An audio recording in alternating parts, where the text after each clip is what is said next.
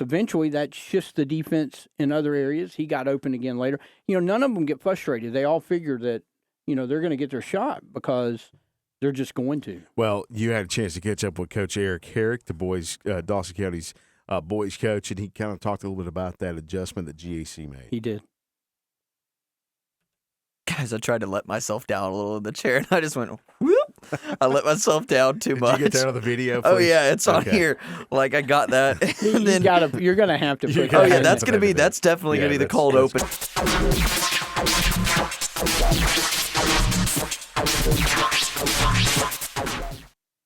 Welcome to Access Sports Weekly here on AccessWDUN.com. Bo Wilson alongside Jeffro Hart and the man behind and in front of the camera, Seth Chapman, who likes to do weird faces at the camera. So welcome to the show, guys. Not at the camera, at you. You would think that a camera guy would take it more seriously. You would think he would. Yeah. He complains about our time, but he wastes more time than we could possibly waste. I never complain. I just keep you conscious of your time. And he controls the record button. That sounded like a complaint.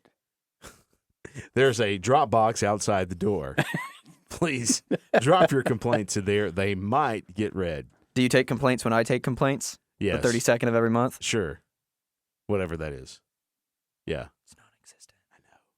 However, there are 29 days in this month. Yeah, but he said 30 seconds. I know. I'm very confused. He said 32nd day of the month. Oh, the 32nd day of the month. Turn him up, Jeff. Turn him up. What? Turn him up. Huh? What? Huh? What? All right, so we have made it. We made it, Jeff. I mean, the week was extended to Monday because of Mother Nature and her snowstorm. Snowmageddon 2020. However, if it was going to snow, that was the perfect time to do it. Early Saturday morning, it had time to melt. There was no interruption of the school days, which is good for my wife and her paycheck. But it did interrupt our basketball coverage. So we got the championship games on Monday, the consolation games, and now we're all set, Jeff. We're set for the first round of the Georgia High School Association. As Rex Limbaugh does, I have it right here. Basketball Championship Tournament. Yay. Yay. Any surprises to you, Jeff? Any surprises? There are a few. Okay. There are a few. We're going to let Jeff do his bracketology later on in the show because Jeff is really wanting to go through these brackets. But first, I think we should talk about. Okay. I don't care whether we do or not. Some of the region championship games, in particular, one that Caleb Hutchins and Chad Pittman called on DUN, of which Caleb told us this morning was the best North Hall game he's called, I think, to the date. All right, is it game. the best game or the best call that he did? I think it was the best game that he has called. Now, I didn't get to listen to the call, but I'm sure it was good. Is he talking about himself and how he called the game or just the game? Just the game. The game. That was a great game. Yeah, it was a great game. And I don't know if it's a surprise. I mean, why don't we put it in the surprise column? Right. Surprise will go into the state tournament. That was not a surprise for North, because we know North Hall was capable of beating Greater Atlanta Christian School, the girls' basketball team. We do. However, the history has shown not. And that was one thing that I talked to Christy House about after the game. We can run the audio there in just a second when we get done, about what that game would mean moving forward, because how many times in the last few years have we seen North Hall has been dangerously close, to making a really deep run in the playoffs. Last year they had Hart County beat, couldn't pull that up, couldn't finish it off. They had GAC beat earlier this year, couldn't finish it off. This was a big game because it was shaping up just like all those other games. They built a big lead. The other team starts to come back. They get close. A couple of plays here or there that turned the tide against North Hall, except this time they made the plays so that they were able to hang on. Confidence-wise, how big is that going to be? So that's what I talked to Christy House about after the game. That was about as hard of a way to do it as we could. What a game. I mean, what a basketball game. And to be able for those 4 seniors and our underclassmen, we got 4 seniors, and then we go to sophomores, and people just came in and did a great job. Our starting 5 pretty much played the whole game, and Macy and Grace, man, they've been our heartbeat, and Swanson and Smallwood. I mean, just refusing to lose and making big plays when we had to most. It was just incredible. And you got Grace Holyfield at the free throw line with 6 seconds left. Pretty much, I mean, if you could choose a situation, that's what you'd want. I did, yes. What was going through your head at that I moment? mean, I'm just like, she hit those two, and it looked like, I mean, of anybody you'd ever want to score and have the ball, it'd be Grace Holyfield. For her to be there, and then for Macy to make plays at the end, and everybody just grinding it out together. That senior class is special. They mean a lot to me personally, and they mean a lot to North Hall and our community, and so I'm so happy for them to be able to have this today. Well, for this group, because they've had several games like this where they haven't been able to pull it out. Hart County had the GAC game earlier this year. Yes. Being able to finally finish it off, what do you think it's going to do to the confidence moving forward? I hope that this will catapult us to a good run in the state tournament, because we tell them every day, you guys are, we're all here for a reason. We're all here together. I mean, this is a perfect mix of people to do something really special, and they're great teammates to each other. You couldn't ask for better people.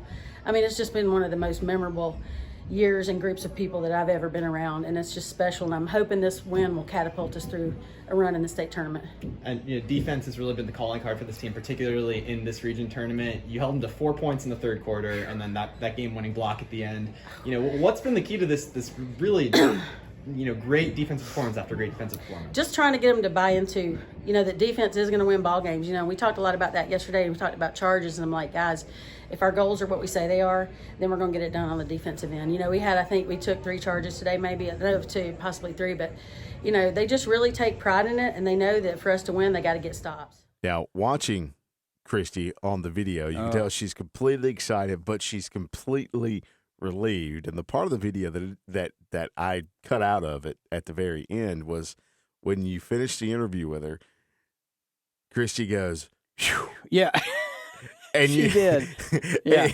And you knew that she was relieved that was finally behind her. I don't know if she was doing that for the game or the fact that not only has she critiqued herself on there, she's like, which side do I be on? And she's always worried about her hair. I wonder if it could have been something like that. Like she finally glad the video. Don't call her out like that, Jeff. Oh, she says it. She's. What's your problem? I'm not calling her out. I'm just saying she's fine, but she doesn't think she's fine. Don't have to expose people like that. I think a lot of her the reason at the end of the video, besides the fact of beating GAC, getting that off of the list.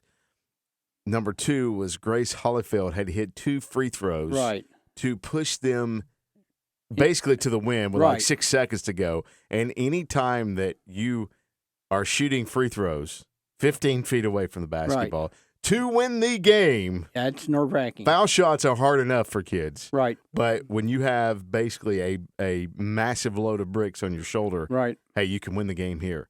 Or you can tie the game. Or you can lose the game. Right. So big-time shots from Grace. It was. I mean, you need your big-time players to step up in big-time moments. It doesn't get any bigger than that. I mean, you got 2,000-3,000 people watching you, not to choke. Right. And not to necessarily use that word. We're talking high school kids, but I don't think I could do that. I couldn't stand in front of 3,000 people knowing I have to make 2 free throws. If I hit the rim, I'd probably bounce, so I'd be jumping up and down. Also, huge play from the best of the team, and I say that nicely to you, Macy, because I think I've said it before. I love to watch her play defense, and not only was she playing defense, she scored 12 points, pulled 3 rebounds, had 7 assists, 2 huge steals in that game, and is just that play on the floor that is so tough to guard.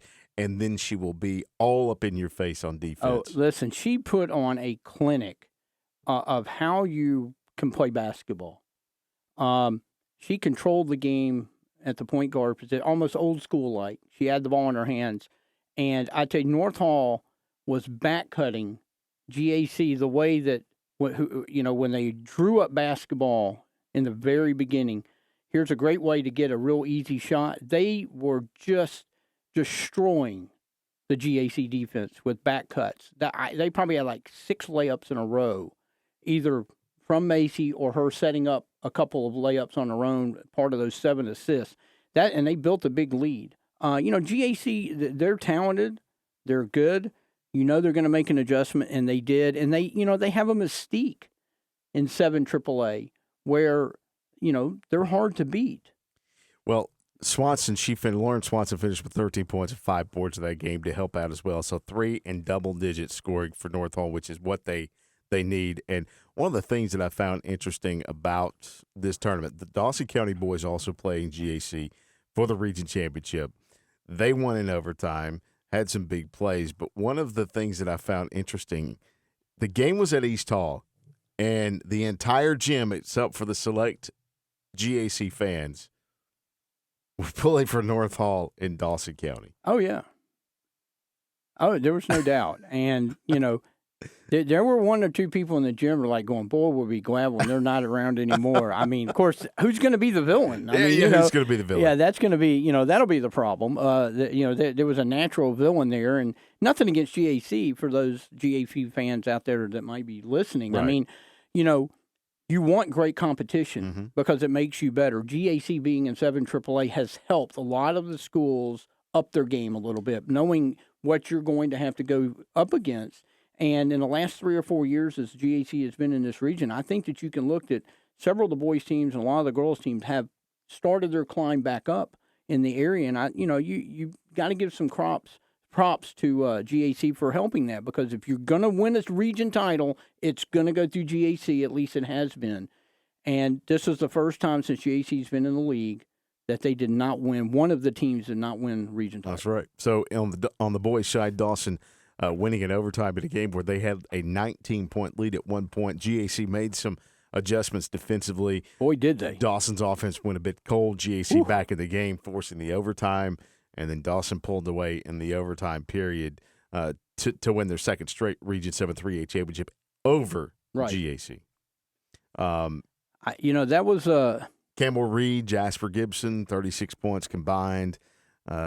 You look at Barnes finishing with 17, Burst with 13. So you got 4 guys in double digits there. I mean, it's tough to beat when you can have that many scoring options on your team. Right. Well, Chad Pittman, the coach last year, retired, and he was sitting right in front of me. And of course, he helped call the North Hall game on radio. Before that, he stuck around obviously to see his guys play. And he was sitting right in front of me, and there was a couple of GAC fans that were sitting right behind me and right behind him. It was interesting. We were all kind of talking, the strategy, it eventually always came around. It's like, they got so much firepower on the court. Who do you guard? That was the issue coming down the stretch. Okay, they tried to take, Barnes was just lighting them up in the first half. They made some adjustments, start running some guys at him. They made a comeback. Then Campbell Reed started to get hot. Then Jasper started to get hot. So that opened up Barnes late. I mean, they just got so many weapons. You can't just key on one guy. And you can see the frustration on the GAC fans' faces. Like, they're just, okay, well, we did everything we could do against that guy. And, now they kick it over here. And it's just so tough to defend them. Well, that had to be the one thing that I noticed in all my coverage of Dawson, because I've covered them a lot. We've been out to a lot of their games this season, and that's definitely one of the key things that I've noticed is that, like you said, Jeff, you can't guard all of them. No. It's just impossible. The minute you take one out, they're just going to go, all right, and toss it to somebody else, and they're going to score. And they don't get frustrated because Mason Barnes, like I said, he was breaking them down. Mm-hmm. They started running him, and then he just, he found the open guy when they were double teaming him.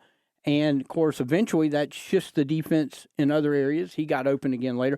None of them get frustrated. They all figure that, they're going to get their shot because they're just going to. Well, you had a chance to catch up with Coach Eric Herrick, the boys, Dawson County's boys coach, and he kind of talked a little bit about that adjustment that GAC made. He did. But, these kids just make plays, tonight you just throw coaching out of it, let kids go out and make plays, and that's what they did for us. Well, it looked early like y'all were ready to blow them out. You had the big lead, and the momentum kind of seemed to change a little bit. A couple of missed shots. How did you see it? Oh, no question. We were up 19 with 2 minutes left in a half, and we give up an 11-0 run to only be up 8 at halftime. Yeah, the momentum definitely swung. They made a great adjustment of running a second defender at our guards up top, forcing one of our post players to kind of make a play, and it took us a little while to adjust to that. Well, a game like this, you're going into the playoffs, but to get pushed in a high-pressure game, how do you think that's going to work for your guys as y'all get ready to move forward? Oh, it's great. It's great. I'd, of course, love to come in here and win 1 by 30, but, to have a close game and make plays down the stretch and really, hold our composure, hit free throws, do what we need to do in overtime. It's a credit to our guys. They did a great job with it. Is it more positive that you got pushed and won, or troublesome that a game a lot of people expected y'all to win big, but you didn't? We didn't expect to win big. We knew we were going to be in for a war. They're a very talented basketball team, and they're finally completely healthy with number 5, we hadn't seen him all year. He didn't play in the other 2 games, so we knew this was going to be a war. So we were, it's great for us to come in here and get pushed and feel that playoff atmosphere and be able to execute and battle through adversity down the stretch. So Dawson County, they'll host Cedar Grove in the first round on Saturday, the 3A tournament. Now, over at Gainesville, we had some coverage of the Gainesville boys playing Lanier for the 3rd time. And, Jeff, Gainesville in the game until that third quarter run at the end of the third quarter. We've seen that movie before. We have seen that movie several before. times. And Lanier being as good as they are, and Gainesville's not far behind them. Oh, no. For some reason, and Coach Chuck Graham talking after the game, he always uses the phrase, "we lost our identity." And that happened from a span of about 2 minutes to the end of the third quarter. What does that mean in your – I mean, we both seen them play several times this year. You kind of become the voice of the red elephant, so to speak, so you've seen practically all their games. What does that mean to you? Well, I think really what that means is when he says loses their identity, they get caught up in the game and lose focus of what they're doing offensively and defensively.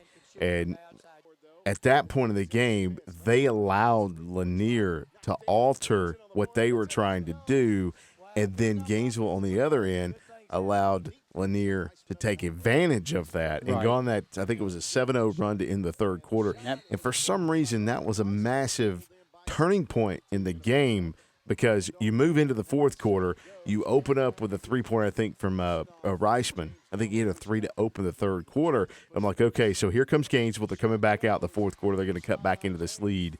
They did cut into it just a little bit. Right. But then Lanier, boom, boom, boom, boom, boom, and all of a sudden it's a 15-point advantage for Lanier. And basically the game's over midway through the fourth quarter. So looking at the Gainesville thing, they 6th-ranked Sequoia is who they play. Lanier's ranked 3rd, and this is the Kyle Sandy rankings.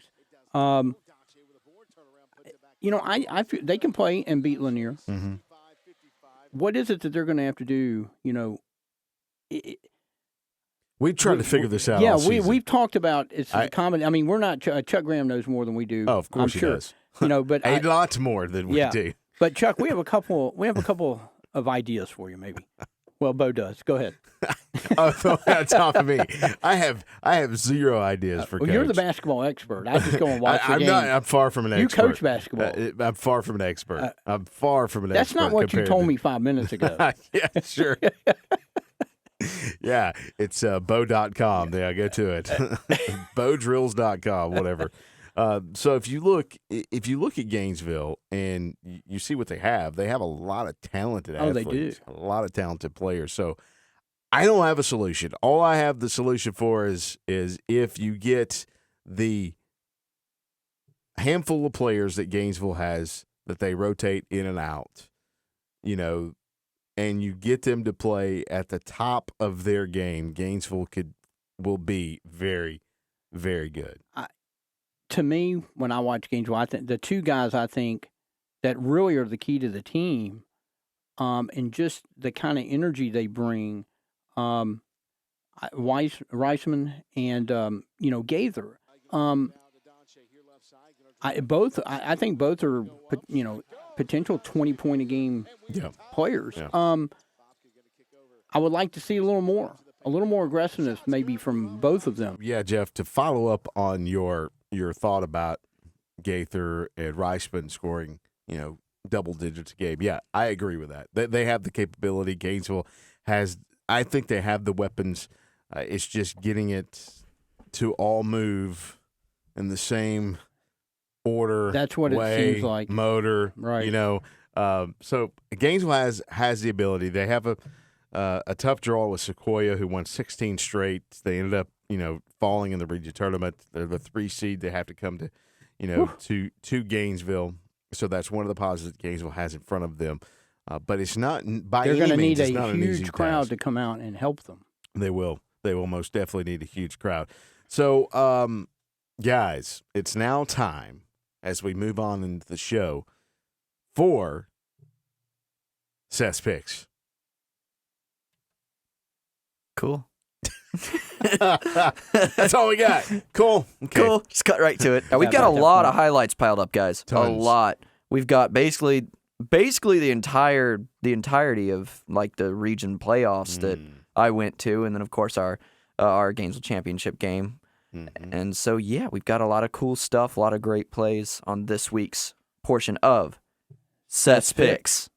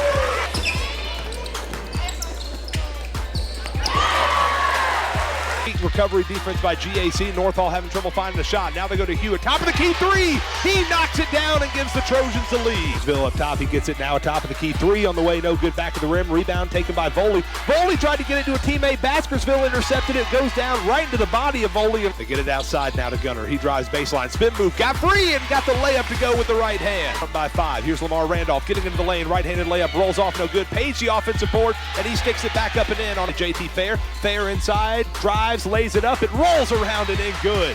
Crossover move. Can't find his space. Now he spins. Right-handed layup. Banks it good. Oh, the little guy. Back comes North Hall down 2. JT Fair got past the defender. Answers right back with a layup. Away. They'll move left to right as we sit behind the score table here at East Hall High School. Tigers launching a 3 quickly and connecting. Gillespie coming middle, getting it outside to Hollifield. She'll launch a contested 3. Left wing. Drains it. There's that 3-pointer from Grace Hollifield. Outside for Dawson County. Comes around a high screen. Launches a 3 right wing. Got that one. Maddie Anglin from downtown. Back. All has to honor Townley rolling to the basket. Here's Smallwood with a 3. Answers back. Hollifield gets it outside. McCall, 3 on the way. Got it. Riley McCall from 3-point land puts Dawson floor. Reed gets it to Eli Burris. Now back outside. Reed contested 3. Got it. Campbell Reed, who is so huge. He gets it to Reed up top. Now they go to Gibson. He's got a 3 from the right wing. That one's good. Give him 2 shots from the same spot. He'll make one of them. And Benji Wood wants a timeout. Dishes it opposite side to Burris. Burris trying to break down his defender. Spins into the lane. Left-handed layup goes in good. Here's Norman down the lane. Layup. Dipsy-do. It goes around and in good. Rolls out no good. Tierney, though, the offensive rebound. He gets it back outside. Jasper Gibson has a 3 and nails it. He'll cross-court it. Stolen out of the air by Raven. Nice defensive play. Now he drives inside. Right-handed layup no good. But Bosco Norman there for the putback. Reed inbounds it, stolen away by Norman. He gets down, gets an easy layup, gets it to go. Cherokee Bluffs. Tierney back to Gibson, back outside. Campbell Reed tries a 3, left wing. Got it. Campbell Reed with a big shot. Ruffin spins, kicks it outside. Mason Barnes, open 3, left wing on the way. Kaboom! Mason Barnes from downtown. Ball game. Weaver getting it down low. Burris, he puts it up and in one motion. Outside, kicks it outside to Weaver. He puts up a 3-pointer. Got it to go. Spin looks inbound, now kicks it out. Donche, 3-pointer left side, goes for Donche Gaither. And just as his dribble needs help, ball's tipped, stolen away, down to Buffington. Buffington gonna go up, glass, good. Actually, he just laid it over the rim. Here left side, gonna drive in the paint, spin move, gonna go up, shot goes for Donche Gaither. D. Buffington, he's gonna push quickly, goes up underneath, and a reverse layup from D. Buffington. Bobsey gonna kick over The Reisman drives to the paint, going to go up. Shot's good for Robert Reisman. Cardell, he's going to push up, and the shot is blocked by Robert Reisman. But You know, Jeff, Seth does such a great job. He does. You know, it's chilling. It is. Chilling, cold chilling. It is. And, he's hypercritical of himself. He is. He's so hypercritical of himself. I think he might learn that from you, Jeff. I don't think so. Oh, no. I don't think that's. I don't think so at all. I've never made a mistake. Never, and that's why I don't think That's why I don't think I learned it there because you say stuff like that. Mistake. Never. If I do, I correct it real fast. Yeah. 24 hours later. Let's move on. If I catch it. Okay, now it's that time of the show for the. Am I bleeding? Ouch.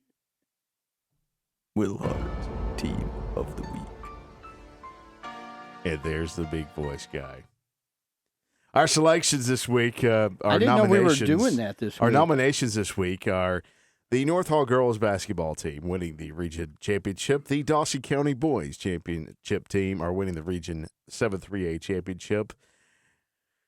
And okay, I'm going to throw in two more. I'm going to throw in the Banks County girls for upsetting Raven County in the region which tournament. means you could also throw in the Union County girls for winning it. And the Union County girls for winning it. That was the two. And we'll even throw the Banks County boys for winning the region, although they should have. That was kind of expected. Sorry, Banks boys. Sorry, guys. You have your own hype to live up to. Yep, that's right. Tough. So there are your nominees, Jeff. I got another one. I got another nominee. Who? In one of the toughest regions in the state, Riverside boys, who came in kind of struggling the last couple of weeks. They kind of got it together right before the region tournament. Okay. And they had to go an extra day. Mm-hmm. They had to go an extra day to try. And I'm not going to say they had to win it to get in, but it sure would have helped. And I'm going to throw the Riverside boys winning. And it sure did help. It sure did. Boy, nailed down a number 3 seed. A number 3 seed. Yes. So I'm going to throw them in there. Okay. So who you choosing there, Jeffro? Wow. That's a lot to go with. A long list of people. Man, I mean, you can make a case for all of them, really. Mm-hmm. But I think just for it's kind of why they're nominees, Jeff. The mental aspect of it, I'm going to go with the North Hall girls. Okay. Because I think that's been the kind of game they've needed to be able to win that they finally did, and I'm really interested to see how they take that and move into the playoffs. Well, Jeff, you stole my pick. I did. You did. This is like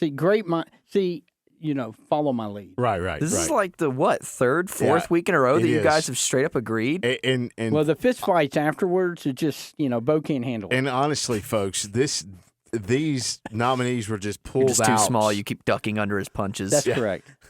We're just pulled out today. Hey, wait a second. We did not collaborate on these, I promise. That's there was what's no known as collaboration. I didn't even know what they were until we got here. That's right. So proof positive. My choice is North Hall girls as well, and the reason I picked them because they lost to them twice. GAC. They lost to Hart County in a game in the playoffs last year. And we all I'm think sorry, they should have Christy. won. I hate to keep bringing this up. I thought you guys should have won that game. So now you come and you've grown, and you not only beat GAC, but you beat them in a close game, which I think hopefully will propel them to something great this year.